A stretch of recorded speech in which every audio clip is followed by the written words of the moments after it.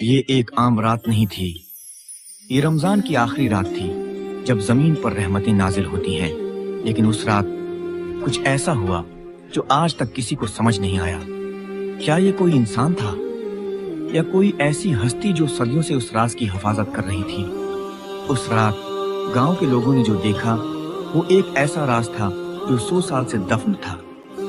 लेकिन जब वो राज खुला तो सबके होश उड़ गए। क्या वाकई ये एक कदीम वसीयत थी या उस गांव में किसी और की मौजूदगी का इशारा? इस कहानी को सुनने के बाद शायद आपको भी रात को स्लीप न आए।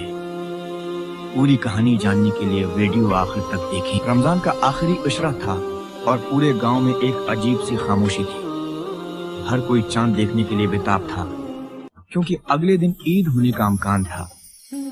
मस्जिद के मीनार से वक्तन फौक्तन अजान की सदा गूंजती और गांव के लोग इबादत में मसरूफ थे। गफूर चाचा जो कि 50 साल बुजुर्ग थे, अपने बेटे अहमद और 12 साल पोते हमजा के साथ बैठे थे। वह हमेशा की तरह गांव की मस्जिद के सामने बैठकर चांद हुआ रहा था, देखने का इंतजार कर रहे थे।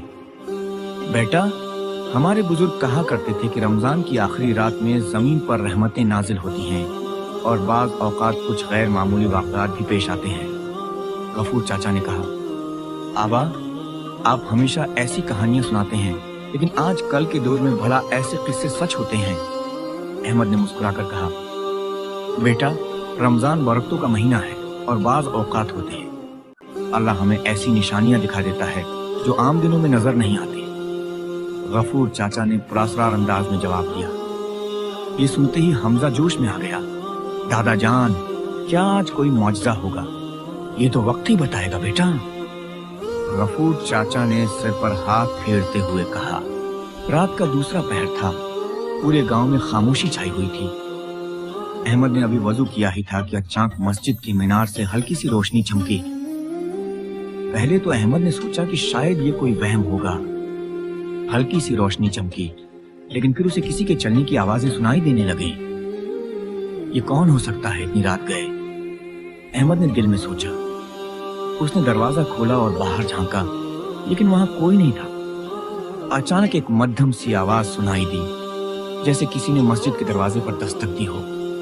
अहमद ने जल्दी से गफूर चाचा को जगाया और दोनों मस्जिद की तरफ बढ़ गए। जैसे ही वो मस्जिद के करीब पहुंचे, उन्हें एक साया सा दिखाई दिया जो मीनार के पास खड़ा था।